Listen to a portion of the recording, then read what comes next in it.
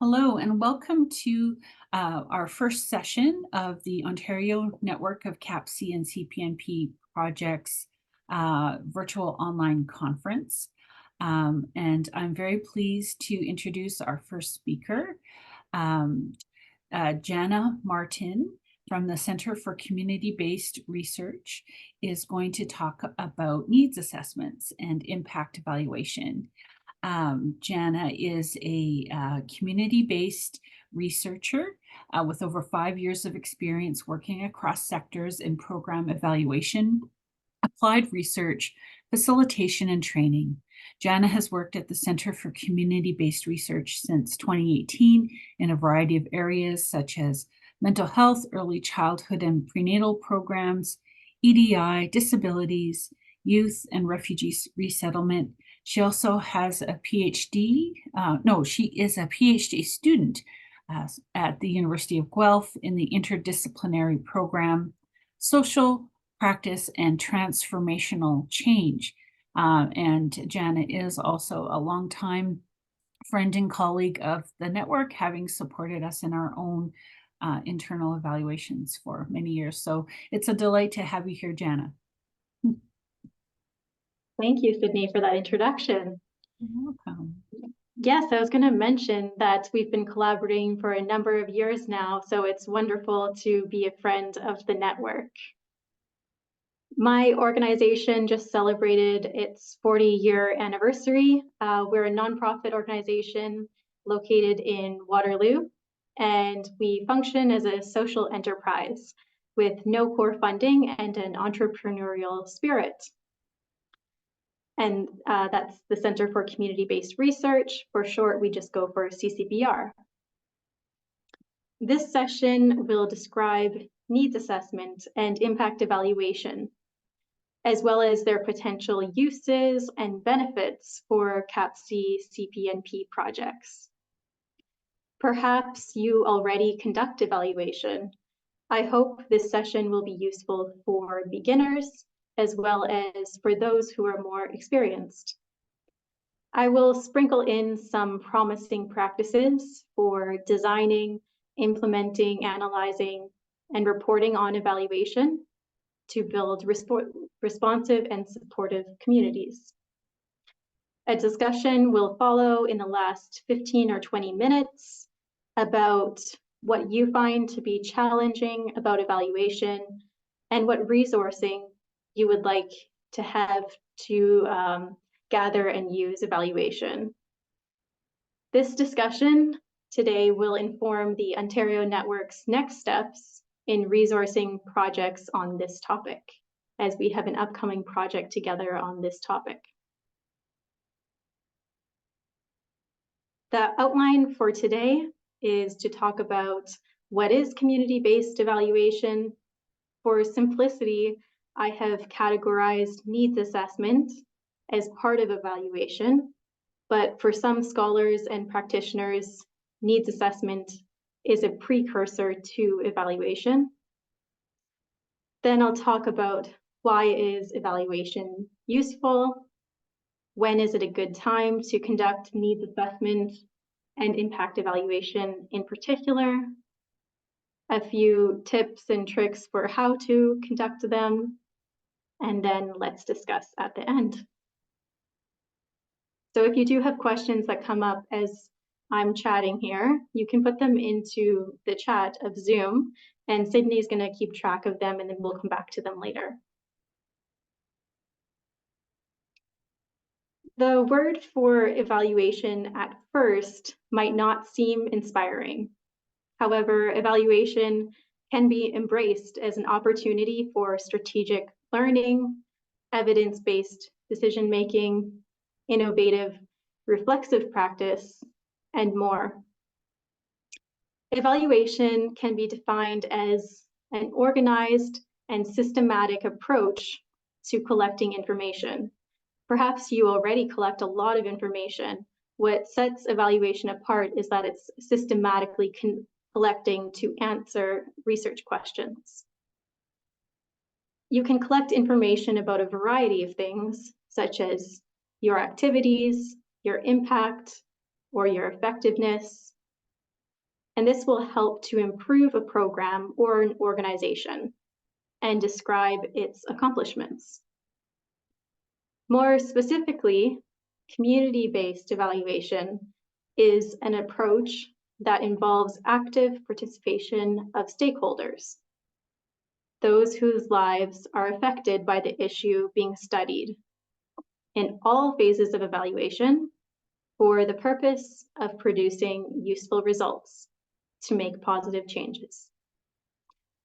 Another way of distinguishing what is community-based evaluation is by the hallmarks and goals. The hallmarks is that it is community-driven, participatory, and action-oriented, and the goals are to engage people, learn together, and share results.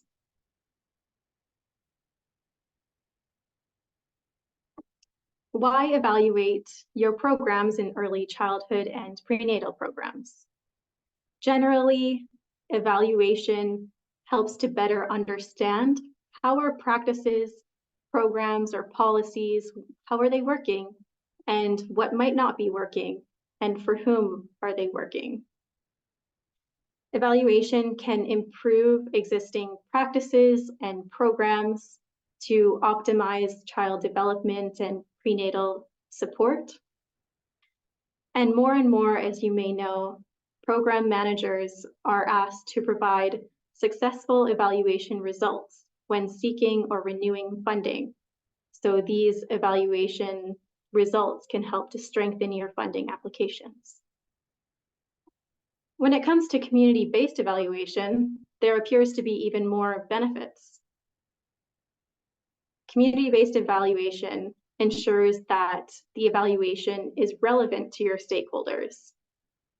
In community-based evaluation, there is time and effort taken to consult with people to come up with your purpose and your design.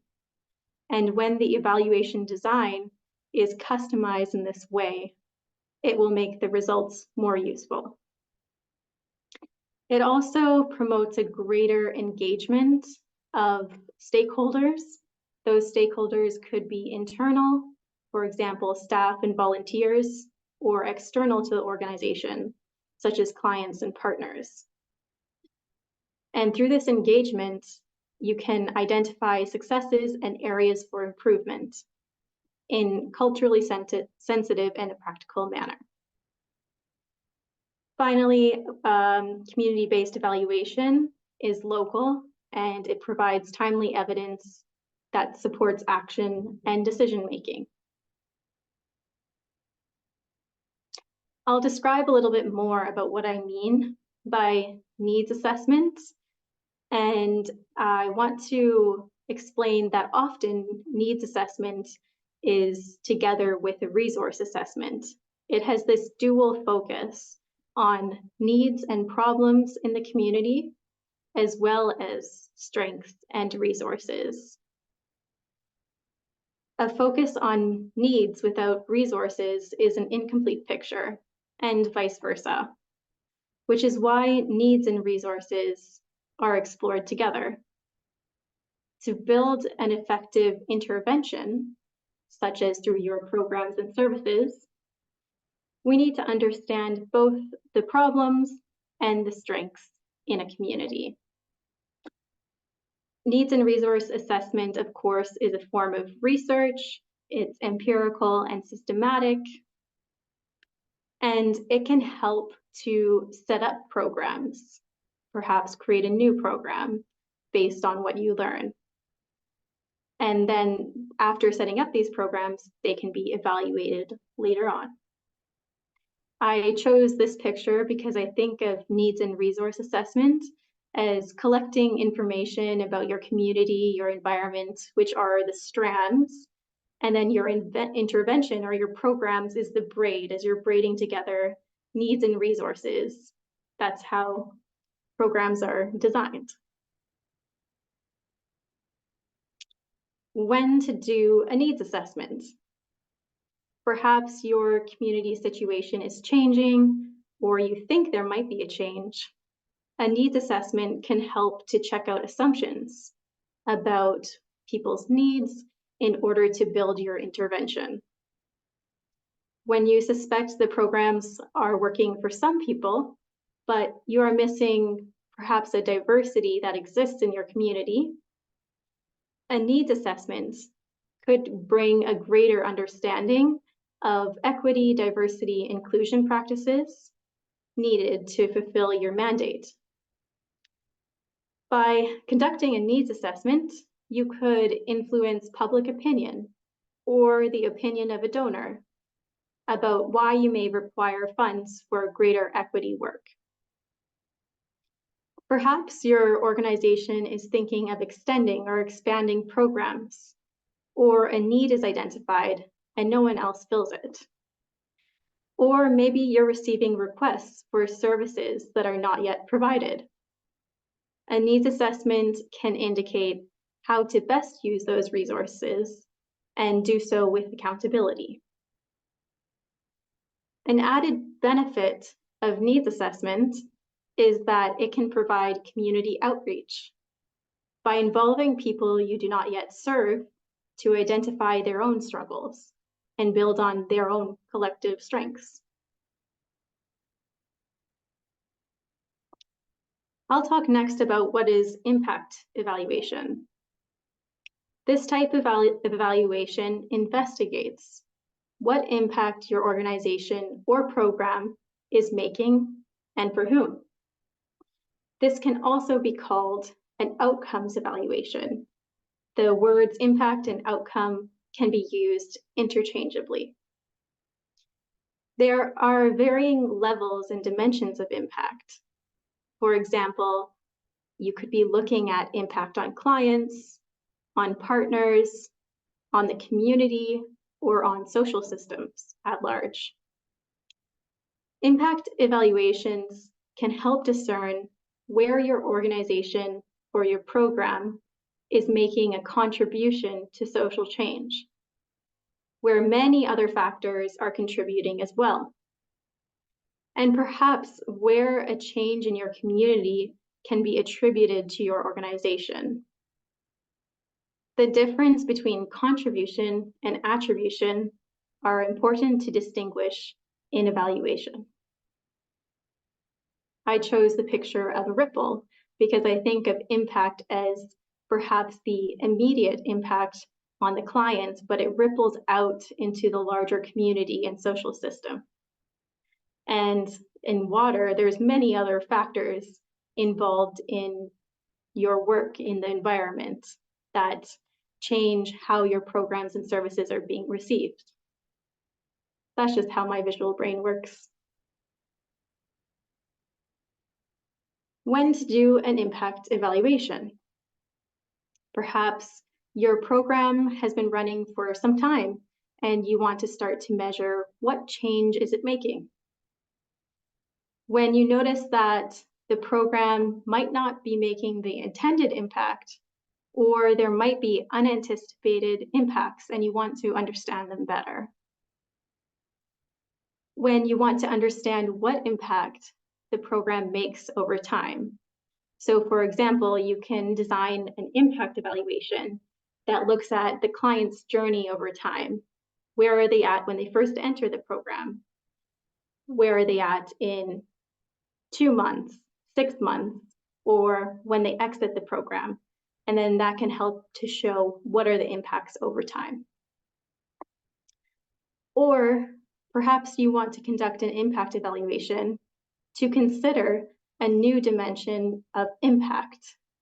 For example, you might have been conducting an impact evaluation for clients to understand what impact your programs have on clients, but you haven't yet looked at the community level.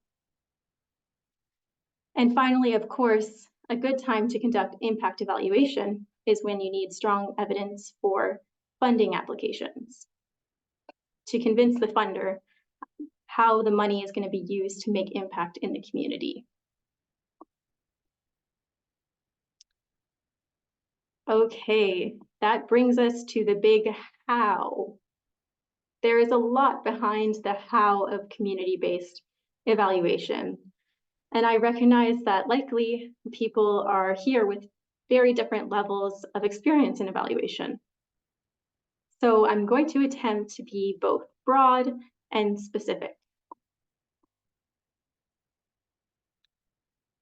So at the Center for Community-Based Research, we like to say there are 4 phases of community-based evaluation, and I find this visual to be very helpful. The first phase is to lay the foundation. This involves identifying your stakeholders and organizing a steering committee who will guide your evaluation. That steering committee will identify assumptions about what is evaluation, how are we going to use this, as well as give input on the purpose. It's important in laying the foundation to think about your theory of change. And what I mean by theory of change, it's also called a program logic model. It highlights your activities and how your activities are connected to your outcomes and your goals. This is useful for all kinds of evaluation to clarify why you do what you do before you evaluate it. The second step, or a second phase of evaluation, is the planning phase. Here we determine the evaluation questions, we choose what methods we're going to use to collect that information, and we develop an analysis plan before the data comes in. Third phase is all about information gathering and analysis. And fourth phase is to share learnings, act on findings, and initiate new action based on what you've learned. There are many implications in this model about excellence and promising practice. Community-based evaluation requires both relational and technical skills. As you can see in the diagram, in each phase there is relational and technical, which can help to, when you think about who is going to be conducting evaluation and what skill set do they bring to this. Second, evaluations are more effective if they are participatory. Who will use or be impacted by the evaluation, and how can you involve those people to influence and direct the evaluation? If the people who will use the evaluation are involved at the beginning, then when it comes to the end results, they might feel a better understanding of why were these results the end results, and how could they be useful. Another implication of this model is that planning is necessary and sets you up for success. If you conduct evaluation without a plan for analysis, you might be lost when the data comes in. For example, you might have survey data, you might have interview focus group data, and you're not sure how to bring together quantitative and qualitative. That's why planning is important to do, of choosing methods where you know how to analyze and put them together as a final results. As you are gathering information, it might be necessary to go back to planning if you hit roadblocks. This is not a failure. In community-based evaluation, this is being adaptive. And you can see that by the arrow from phase 3 to phase 2, that we often go back and adapt. And finally, by acting on findings, you might gain insight into what you want to evaluate next. What are your unanswered questions? That's why we have an arrow from phase 4 back to phase 1, knowing that we can't evaluate everything in the first cycle of evaluation, but we're going to learn something definitely from the first cycle that will help us to ask different questions of the second cycle.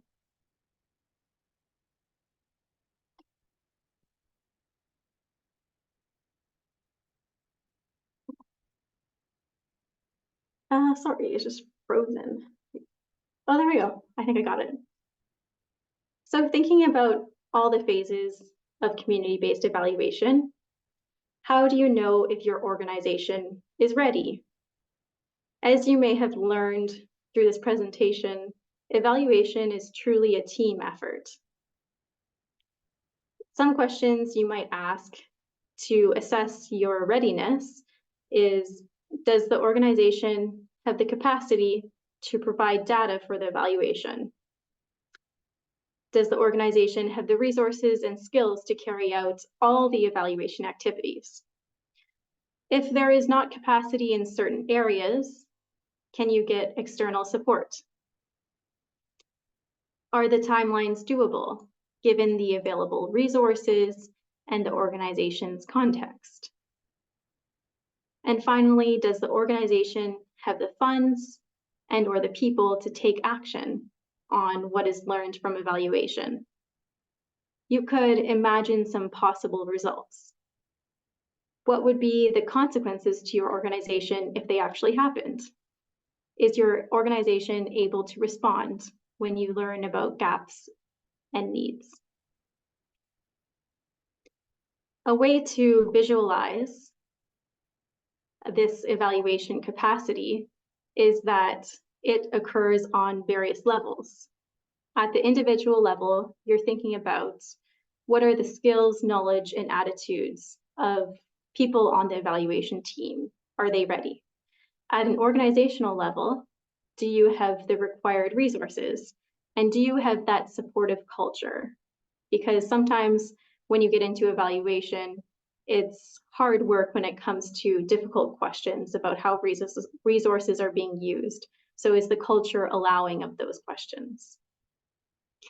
And then there's an environmental level, of course. There's the funder requirements, and what expectation does the funder have for your evaluation? Is that taking time and resources away from what you truly want to be exploring and understanding? There could also be a potential lack of resources in the environmental level that makes it hard for the organization to attain capacity for evaluation. I have an evaluation readiness tool that I found that my organization has developed, and I'll put that into the chat later as we have our discussion. And you can go to that tool at any time to figure out your capacity for evaluation in your organization. Moving to a different but related topic is potentially using an equity, diversity, and inclusion lens in your evaluation and needs assessment. To start off this particular topic, I wanted to bring clarity about what I mean by equity, diversity, and inclusion, because these words can be thrown out a lot, and so it's good to be on the same page about what are we talking about. For equity, I mean promoting fair treatment, access, opportunity, and advancement for all by identifying and eliminating barriers that prevent participation and access of some groups. It's helpful when it comes to equity to imagine a picture of what we're talking about. So equity is giving a different treatment to the person depending on what their needs are. So you can see in the picture that some people who are tall might not need an equity intervention in this example. And so for equality, equality is treating everyone the same. And by treating everyone the same, we've actually not eliminated barriers. By diversity, I mean differences in lived experiences or perspectives of people that might include a real variety of things, such as race, color, place of origin, religion, newcomer status, ability, gender identity, sexual orientation, and age. I'm sure you can imagine even more. And finally, inclusion is authentically bringing traditionally excluded individuals and/or groups into processes, activities, and decision-making in a way that shares power. And something else that we mention pretty frequently in the EDI world is equity-deserving groups. And what I mean by equity deserving groups is those who face collective barriers due to attitudinal, historic, social, and environmental disadvantage and discrimination. So that's all kind of background framework for this next topic, which is about how do we bring an equity, diversity, inclusion lens into our evaluation. In April of last year, the Centre for Community-Based Research and the Ontario Network completed a research project titled CAPC CPNP Projects Reflecting Together, Promising Adaptations and Future Directions Towards Equity, Diversity, and Inclusion. We learned the context of EDI practice among projects in the Ontario Network, which has helped us to identify priorities for future evaluation. For instance, we learned that equity-deserving groups are becoming increasingly present in both rural and urban communities that Ontario CAPC CPNP projects serve. Urban areas see a higher increase in the presence of gender diverse groups, newcomers, and people with English as a second language, while rural areas report a higher increase in economically disadvantaged populations. Given this shift in population, how do you know you are reaching this diversity? What impact are your programs making on people with diverse identities and lived experiences? These are questions that could be explored through various community-based evaluations. The research study also found that Ontario CAPC CPNP staff were largely unaware of the isms permeating society, such as racism, sexism, ableism, settler colonialism, Islamophobia, anti-Semitism, etc., etc. And staff were not too sure how these isms were impacting their communities and how they were shaping the programs and services that they offered. These equity measures would be valuable to include in community-based evaluation, something to consider for upcoming evaluations. I wanted to also leave you with a repository of really relevant resources, which I'll share this link in the chat. These are from the Evaluation Capacity Network, who CCBR has partnered with in various ways.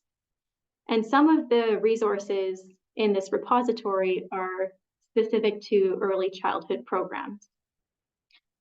So I perused the list of resources, and titles include Advancing Evaluation Practices in the Field of Early Childhood Development. They have an impact evaluation toolkit, tips for conducting focus groups and interviews, how to write survey questions, and developmental evaluation. So a real variety of resources that I think would be really helpful. I'll remember to put this link in the chat. Okay, well, looks like I sped through the presentation part and we have 30 minutes for discussion. I hope you have a few questions. I'm really excited to chat with you. Feel free to type your questions into the chat. Anything that really came up in the presentation is relevant if you want to chat about that.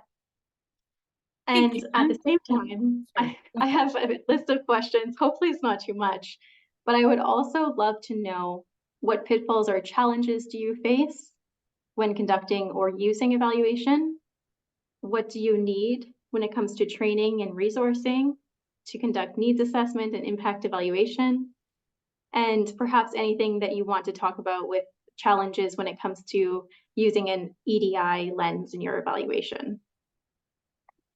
So those are all the questions, but I'm going to kind of let you choose which one you want to talk about, and Sydney will moderate this. Thank you. Absolutely. I was thinking we could, allow folks to maybe come on camera too, just to Definitely. encourage more of a conversation. So let me change the security settings here. Yes, please feel free to put questions or comments in the chat, or to unmute yourself and say hello, or feel free to join us on camera here. With any questions from the material that you presented, Janna, or around these discussion questions? Yes. Yeah. So please feel free to join us. Does anybody have any reflections or questions that they would like to share? Don't be shy. We did get a lot of requests for your slides. Janna. Wonderful. Yes, I'm glad to share those. Okay, excellent. And I did get a request for a copy of the network research report that you referred to. So I will also be sending that out. I see Melanie has a hand up there. Hi, Melanie. Morning. I was just thinking about the challenges in facing the evaluation through the equity lens. And one of the challenges I'm finding is maybe not so much with evaluation, but just with intake, and then also, I guess, with evaluation, is people, I'm getting a little bit of pushback sometimes about, those questions about the demographics and stuff like that. So I guess maybe how do we support that information gathering while being sensitive to people's I guess I'm not sure the right word. Yeah. Do you mean, like, to clarify what you're saying is being unsure about what questions to ask that are good and sensitive when you're collecting demographics around diversity? Yeah. Yeah, for sure. That one definitely requires a lot of thought and intention. So it's not as easy as, like, just put questions into a survey and you've got a good survey when it comes to diversity, but there's a lot of updated language, and language is always changing. So yeah, thanks for mentioning that. I'm also taking notes so I can go back to my team and mention these are the areas.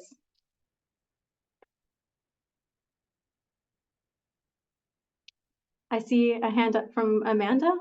Yeah, sorry, I got distracted answering somebody in the chat. Hi, I have kind of an example of a project that I want to do involving having more support financially for families that have to travel quite far from their homes to deliver babies. So I guess I'm kind of thinking about right now we're in the needs assessment type of stage of the project, where we're just fleshing out what the needs are and what the resources are and everything like that. But then down the road, like, say we actually had this project come to some sort of make a great impact and give people more funding for having expenses reimbursed for when they go to have their babies. I think that I would just need to figure out a way to get my head around, like, I'd be maybe evaluating people, but they didn't know what the situation was before having the intervention happen, kind of thing. Does that make any sense at all? For sure. I've faced that in evaluation where you ask question, what has this program meant to you now that you have funding to do this? And people say, well, I don't really know anything else. So that definitely happens. What you can do is you can think about perhaps different stakeholders other than the direct clients that you have. So perhaps you could do, for example, secondary research about what research exists out there about the challenges that people face with transportation. So then you can learn about the broader social issue and then bring that social issue into your evaluation. You could also consider your partners as stakeholders and interview them about what has this meant, what have they observed of the differences. So think about your partners as stakeholders. And then, of course, you're going to interview clients. And they often are able to reflect. Like if you ask a question, for example, if you didn't have this funding, what would it mean for you? What difference do you think this funding made? And so they're able to be reflective about it sometimes too. Yeah, So that's a great way to look at it for sure. And like, I'm almost thinking like there would be like kind of a narrow window of people if I was asking clients that might have had like one experience without having extra funding, say that came to be, and then having a child later on, and then having more support, so then they could actually compare them. But I think yeah, like thinking of your partners as your stakeholders for this project is probably the way to go, because they'll see the whole spectrum of it, and they'll see the changes in the people, and hopefully like the less stress and impact and everything like that that it's having on people. So yeah, that's a great way to look at it.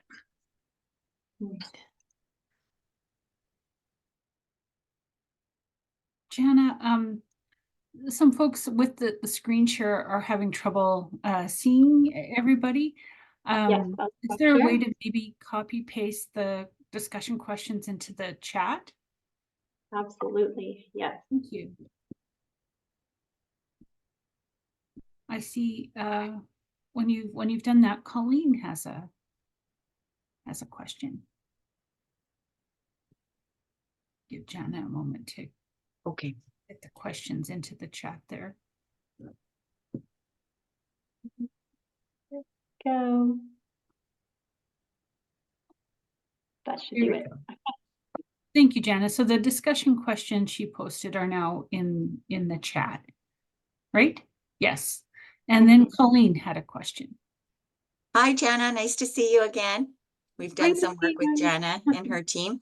So I'd like to build on Melanie's question, because that really hit home with our organization around collecting demographic information, or as you're doing a needs assessment around diversity and inclusion, and especially when you are working in small communities with few families, and where staff have very strong relationships with families, and even for determining who's eligible for a CAPC CPNP program, not wanting or wanting to protect confidentiality of families, and there's just so much that intertwines into that when you, how do I say, like, know too much, or know about their circumstances and the challenges they may be facing. How do they facing challenging life circumstances? I think that's some of the language that was used in our new renewal process. So yeah, I think that is something that might even be worthy, Sydney, of a discussion around for projects. Like, how do you collect that info? What are staff privy to? How do we navigate that?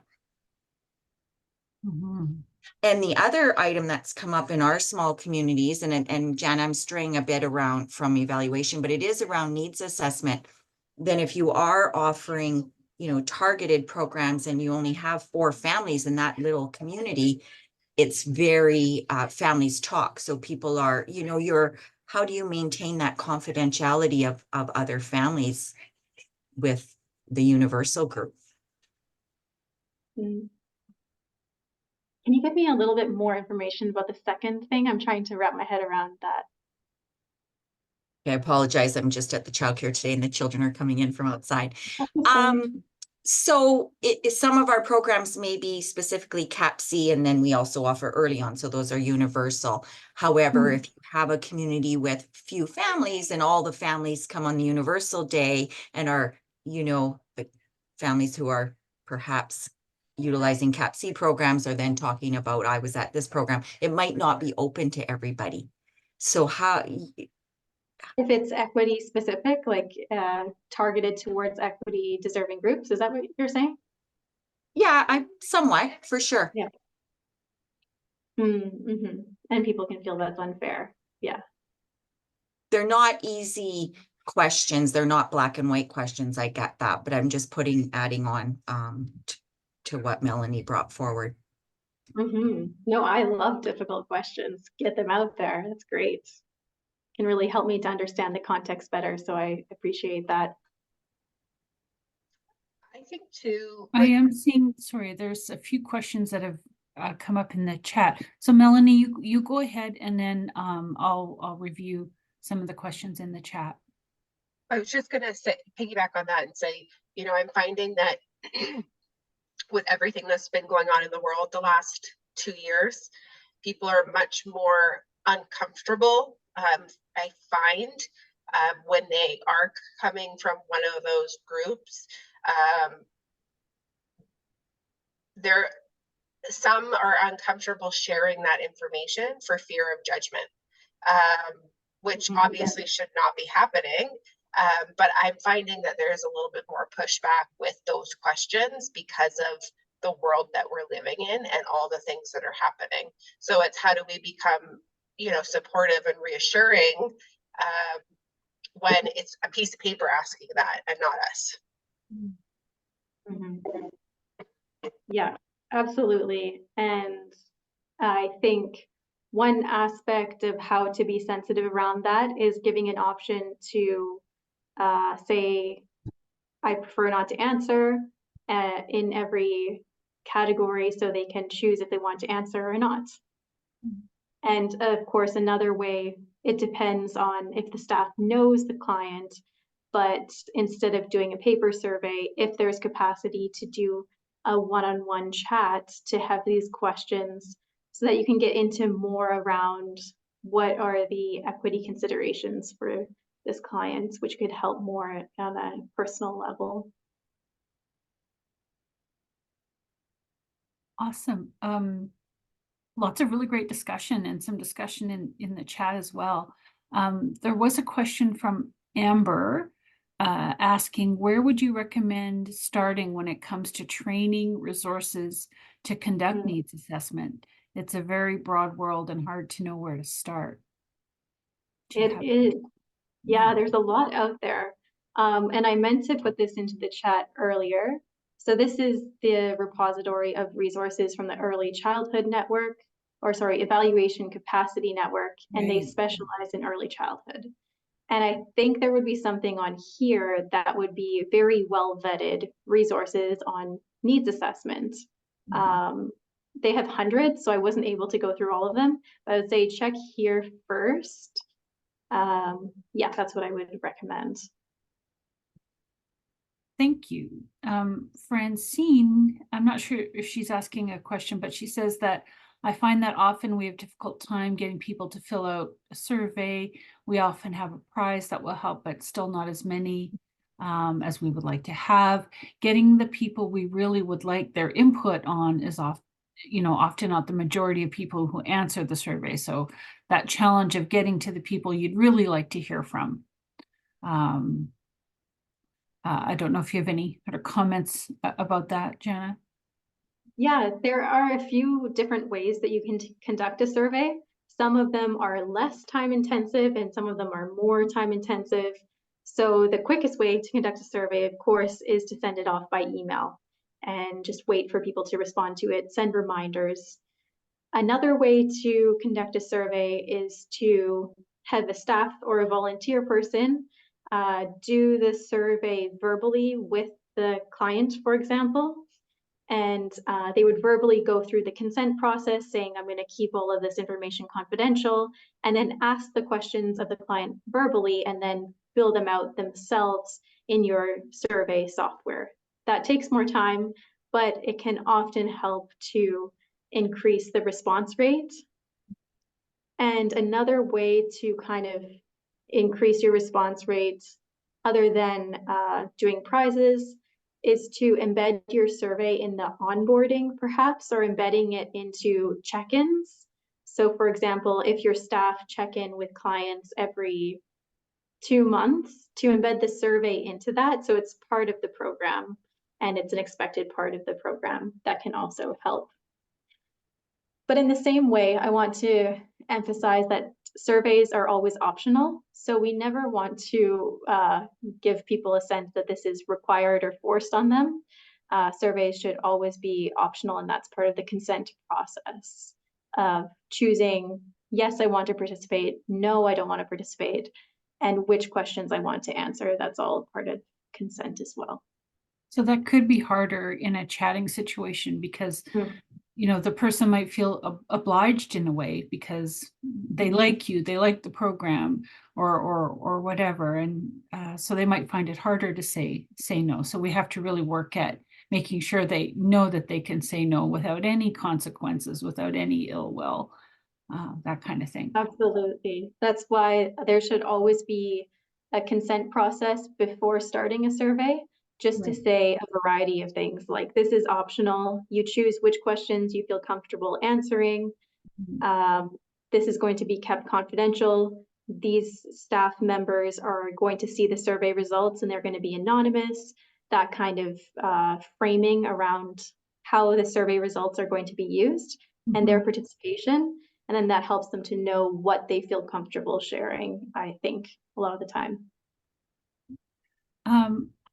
Irina put in the chat, is there a simple guide that may exist you could recommend that offers concrete information to guide the evaluation process? I didn't go through the repository very comprehensively, but I bet there is something very useful there. What I like about the repository is that it depends on the type of evaluation you want to do. If you know the type of evaluation, then there's really specific guides on there that would be helpful. So I saw one for impact evaluation, that's a guide. I saw one for developmental evaluation, and that's just what came to my mind as I was looking through that. So Janna, I'm sure you'd be willing to send me like a list of all the links and resources that you've mentioned, and I'm happy to include that in the conference follow-up, right? That'll include the copy of your slides and the link to the recording and all of that. Yeah, I'd be glad to. I just dropped the evaluation readiness tool into the chat as well.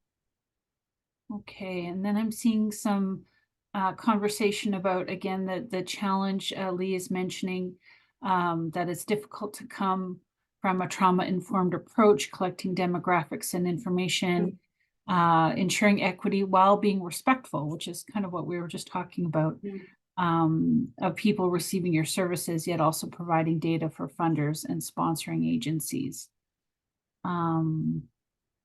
Yvette mentioned a struggle with getting people to fill out surveys and switching more to a focus group model to get more capture results and insights.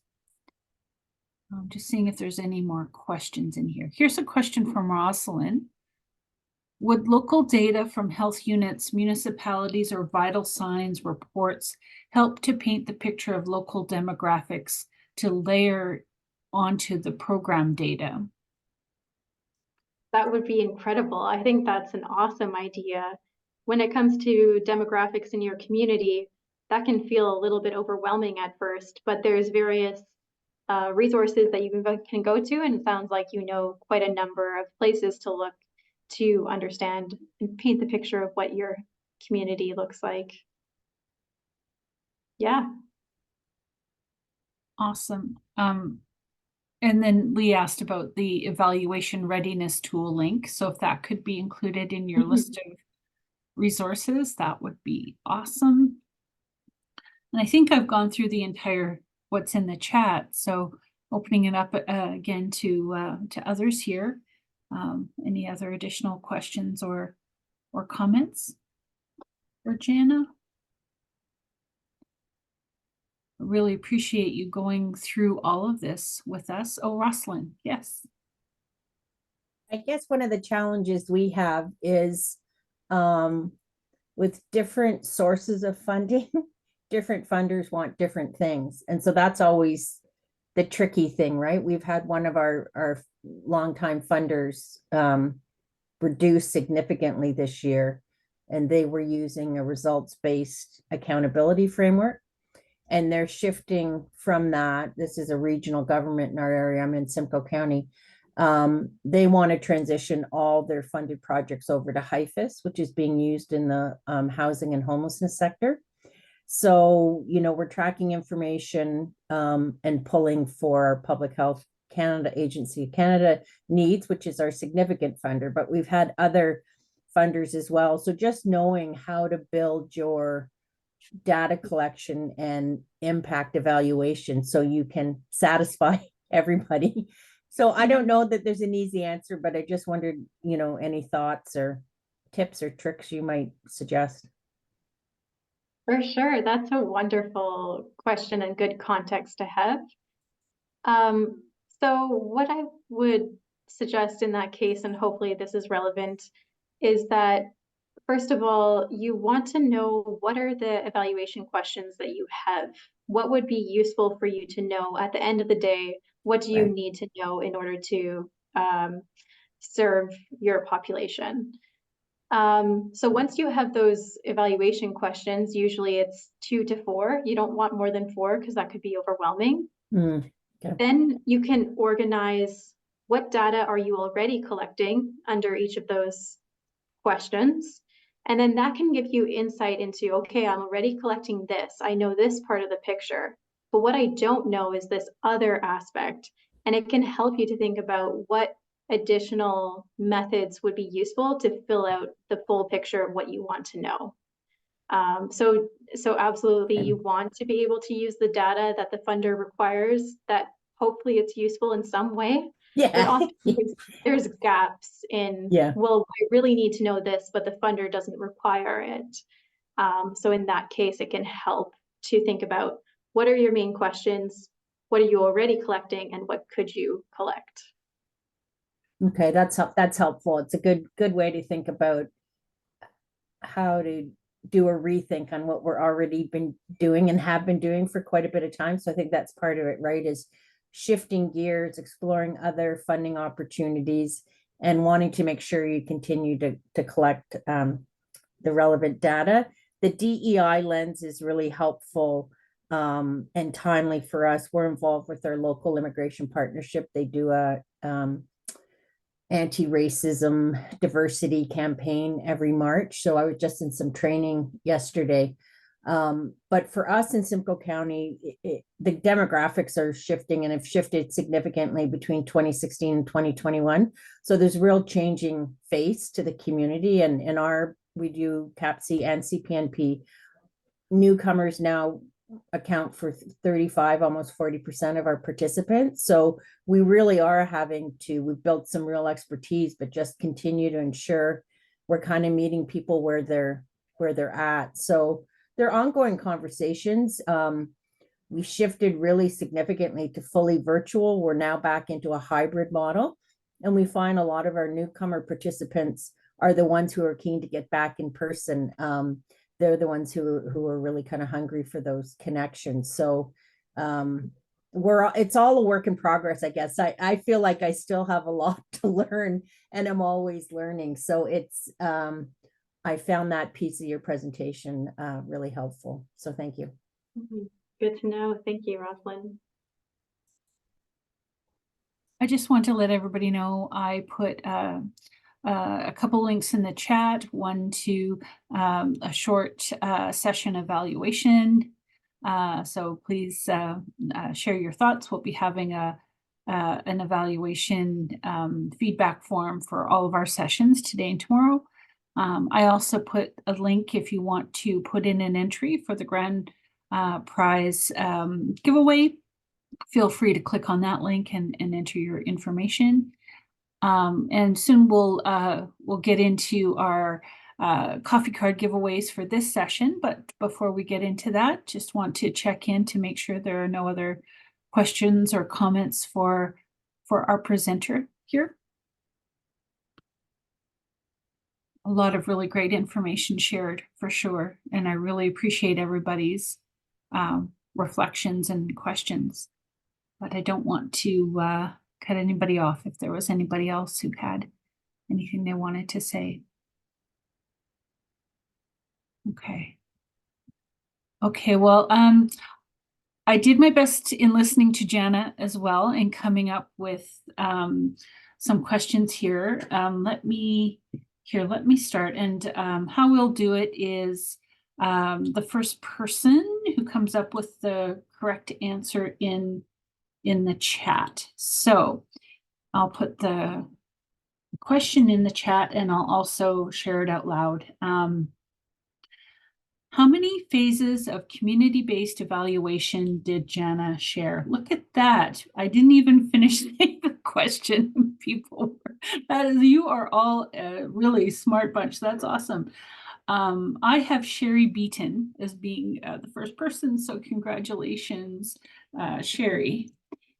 That is awesome. Sherry Beaton, 4 phases of community-based evaluation. Lots of people were right on the ball there. Very cool. Okay.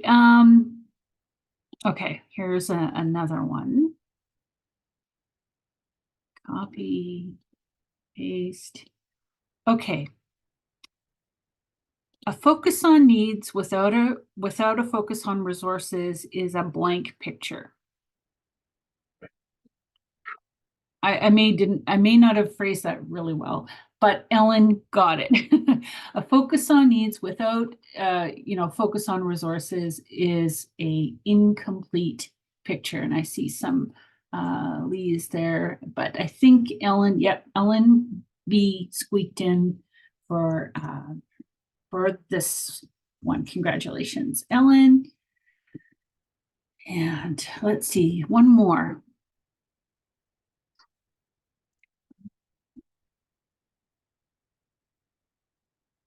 Okay. Got one more here. Let's see. So evaluation increases understanding of what is working and what is blank. What is not? Anna Wubble. Congratulations, Anna. Okay, let me just make sure I record that. Yes, evaluation increases understanding of what is working and what is not. So congratulations to Sherry, Ellen, and Anna for winning a $20 coffee card, and I'll be in touch post-conference about that. And again, encourage everybody to please take a moment to fill out the session evaluation form and to enter for the grand prize gift card, which we will give away at our conference closing Friday at 2 p.m. Eastern. And with all of that, I am going to offer gratitude to Janna for coming and sharing of her knowledge, expertise, and passion on the subject of community needs and impact evaluations, and to thank you all for joining us for this session and for all your thoughtful questions and reflection. And that will bring an end to this particular session, session 1. So we have really kicked things off. I'm going to stop recording.